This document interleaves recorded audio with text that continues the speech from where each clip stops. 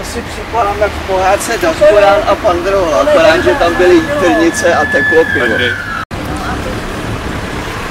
Ten tě zvedl, tam nedošel, to nemoc vysoké. To asi nedokáže. Tak, a zatáhni, pořádně. Zarvi, no jo, dokázala. No já bych toho ananasa, ale pro ní dosáhnout. Pojďte, pánové,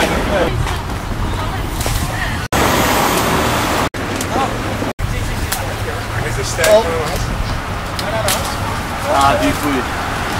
A jdu, já bych vás plus tady oškubal. Ještě 2-3 papriky. Máme ještě tu taky nízký, dobře, děkuji. Ještě, děkuju. Ještě víno? Vy jste skokan víno, no. Je hodnej. Ještě něco, mladá paní, dejte si to do tašky, nebojte se toho. Od kdy rostou rajčata na stromě? To nestratím, Bene, nesmíš tahat. Počkej, já tě přehodím.